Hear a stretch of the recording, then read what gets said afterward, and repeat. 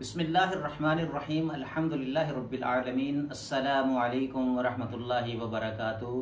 Dear viewers, आज हम Medina Munawwara के उस कुएं के बारे में बात करेंगे जो तारीखी तौर पर बहुत मशहूर है, जिसमें रसूलुल्लाह सल्लल्लाहु अलैहि वसल्लम की मोहर वाली अंगूठी गिर गई थी। वैसे तो मदीना मुनव्वरा की सरजमीन का हर मकाम बाबरकत और मुनफरद और तारीखी हैसियत रखता है और ईमान अफरोज दास्तान लिए हुए है।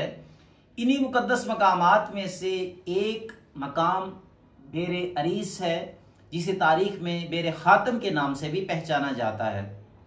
ख़ातम अंगूठी को कहते हैं क्योंकि रसूलुल्लाह सल्लल्लाहु अलैहि वसल्लम की जो मोहर वाली अंगूठी है हज़रत उस्मान गनी रज़ी अल्लाह ताला अन्हु के दौर में इस कुएं में गिर गई थी, इसलिए इसको बेरे ख़ातम कहा जाता है। ये कुआं कहाँ पर है और इसकी तारीखी हैसियत क्या है, आज की वीडियो में इंशाल्लाह हम ये जानने की कोशिश करेंगे। ये कुआं मस्जिद कुबा के करीब वाक़या है। ये कुआं मस्जिद कुबा के मगरिब में उस वक्त के सदर दरवाजे से 42 मीटर के फासले पर वाक़या था। इब्ने नजार के मुताबिक कुएं की गहराई 6.3 मीटर और चौड़ाई 2.2 मीटर थी, जबकि पानी की सतह 1.3 मीटर तक थी। बाद के अदवार में खुदाई करके इसकी गहराई 8.5 मीटर तक कर दी गई थी। ये कुआं एक यहूदी के नाम मंसूब था जिसे अरीस कहा जाता था। अब जो शामी लुगत है उसमें अरीस का मतलब होता है किसान, और सदियों तक ये मकाम मदीना आने वाले ज़ायरीन के लिए एक यादगार के तौर पर रहा।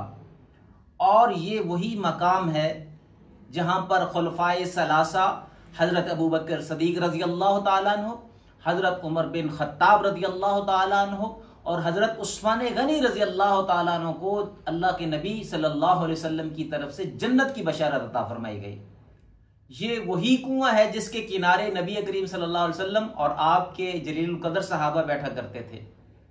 सही मुस्लिम में हजरत अबू मूसा अशरी रजी अल्लाह ताला अन्हु से मंसूब एक रिवायत मिलती है कि एक मरतबा रसूलुल्लाह सल्लल्लाहु अलैहि वसल्लम इसी कुएं पर यानी बेरे अरीस की मंडेर पर तशरीफ फरमा थे।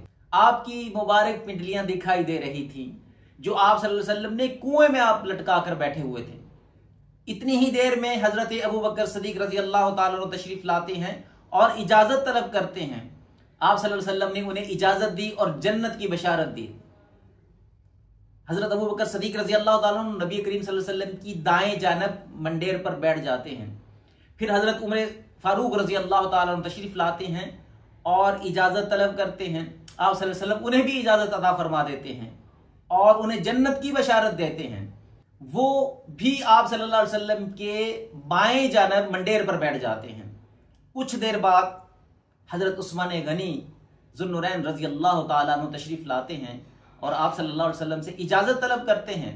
आप सल्लल्लाहु अलैहि वसल्लम ने हजरत उस्मान गनी रजी अल्लाह ताला अन्हु को इजाजत भी इनायत फरमाई और उन्हें इरशाद फरमाया कि उन्हें आजमाइश से गुजरना होगा। मंडेर पर आप सल्लल्लाहु अलैहि वसल्लम के साथ जगह ना होने की वजह से वो आप सल्लल्लाहु अलैहि वसल्लम के सामने वाली जगह पर बैठ जाते हैं।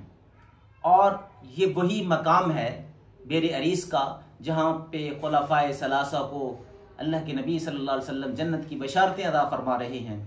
निस्बत रसूल होने की वजह से ये फजीलत और मर्तबा वाला मकाम बन जाता है। और इसी तरह इसकी एक और तारीखी अहमियत भी है। जैसे बेरे ख़ातम के नाम से हम इस कुएं को जानते हैं, इसके बारे में सही बुखारी की एक रिवायत हमें मिलती है जिसके रावी हजरत अनस रजी अल्लाह ताला अन्हु हैं। नबी करीम सल्लल्लाहु अलैहि वसल्लम के पास एक अंगूठी थी जो आप सल्लल्लाहु अलैहि वसल्लम के पास रही। फिर आप सल्लल्लाहु अलैहि वसल्लम के पास बाद ये अंगूठी हजरत अबू बकर सदीक रजी अल्लाह ताला अन्हु के पास रही, फिर हजरत उमर फारूक रजी अल्लाह ताला अन्हु के पास रही और उसके बाद फिर उस्मान गनी रजी अल्लाह ताला अन्हु के पास भी ये अंगूठी रही। और ये अंगूठी को आप सल्लल्लाहु अलैहि वसल्लम बादशाहों को खतूत लिखने के लिए बतौर मोहर के इस्तेमाल किया करते थे और फिर खुलफाए सलासा भी इसको बतौर मोहर इस्तेमाल करते रहे। तो एक मरतबा हजरत उस्मान गनी रजी अल्लाह ताला अन्हु इसी बेरे अरीस पर तशरीफ फरमा थे। आप अंगूठी को हिला जुला रहे थे तो उसमें उस दौरान वो कुएं में गिर गई। फिर कुएं का सारा पानी बाहर निकाला गया। सहाबा ने बहुत कोशिश की लेकिन वो अंगूठी नहीं मिल सकी। अब अंगूठी या जो मोहर मुबारक है उसके कुएं में गिरने के हवाले से दो रिवायात हैं। एक रिवायत तो ये है कि ये हज़रत उस्मान गनी रजी अल्लाह तआला अन्हु से कुएं में गिरी थी, और दूसरी रिवायत ये भी है कि हज़रत माकीब के हाथ से कुएं में गिरी है। और फिर ये भी कहा जाता है कि दोनों में से कोई एक दूसरे को ये अंगूठी पकड़ा रहे थे, जिसकी वजह से ये कुएं में गिर गई। हज़रत उस्मान गनी रजी अल्लाह तआला अन्हु अक्सर औकात अपने दौरे खिलाफत में यहाँ पर बैठा करते थे, क्योंकि इसमें रसूलुल्लाह सल्लल्लाहु अलैहि वसल्लम की इस कुएं के साथ यादें वाबस्ता थी। बाद रवायात में तो ये आता है कि आप रजी अल्लाह तआला अन्हु ने बहुत से अहम फैसले इसी कुएं पर बैठकर किए थे, और ये मंजर सहाबा के दिलों में नक्श रहा है। मुर्रिखीन का कहना यह है कि हज़रत उस्मान गनी रजी अल्लाह तआला अन्हु ने तलाश के बावजूद जब वो अंगूठी न मिल सकी तो इसी शक्ल की एक और अंगूठी तैयार करवाई थी। फिर उनकी जो बनाई हुई अंगूठी है वो उमवी खलीफा से अब्बासी खलीफा तक और फिर उस्मानी खलीफा तक पहुंची, और इस तरह फिर उस्मानी दौरे हुकूमत में दीगर तबर्रुकात के साथ ये मोहर मुबारक भी इस्तांबुल लाई गई, तुर्की में लाई गई। अब भी ये कहा जाता है कि ये उनके म्यूजियम में, तुर्की के म्यूजियम में मौजूद है। हज़रत उस्मान गनी रजी अल्लाह तआला की मोहर मुबारक में सुर्ख अकीक को इस्तेमाल किया गया था। ये अंगूठी आप रजी अल्लाह तआला अन्हु के दौरे खिलाफत में 8वें साल में गुम हुई थी, और इस अंगूठी में हज़रत सुलेमान अलैहिस्सलाम की अंगूठी की तरह एक राज पोशीदा था, क्योंकि वो गुम हुई तो उनकी सल्तनत ख़त्म हो गई। इसी तरह हज़रत उस्मान गनी रजी अल्लाह तआला अन्हु की अंगूठी जब गुम हुई तो उनका मामला भी बिगड़ा, उनके खिलाफ लोग उठ खड़े हुए, और फिर क्या सिलसिला ऐसा शुरू हुआ कि क़यामत तक के लिए फितने की इब्तिदा हो गई। आज बेरे अरीस अपनी असली हालत में तो मौजूद नहीं है, लेकिन इस मकाम की याद मुसलमानों के दिलों में जिंदा है। मदीना आने वाले ज़ायरीन के लिए एक ईमान अफरोज यादगार है, जो हजूर सल्लल्लाहु अलैहि वसल्लम और सहाबा किराम की मोहब्बत और कुर्बत की दास्तान सुनाती है। बेरे अरीस हमें यह सबक देता है कि हजूर सल्लल्लाहु अलैहि वसल्लम और आपके सहाबा की यादें मदीना के हर कोने में बिखरी हुई हैं। हर मुसलमान को चाहिए जब भी मदीना की ज़ियारत नसीब हो, इन मुकद्दस यादगारों की तारीख को जाने और दिल में इश्क़ रसूल सल्लल्लाहु अलैहि वसल्लम की याद को ताज़ा करे। जब तक हमें किसी ज़ियारत के बारे में सही मालूमात नहीं होगी तो दिल में उसकी मोहब्बत पैदा नहीं हो सकती।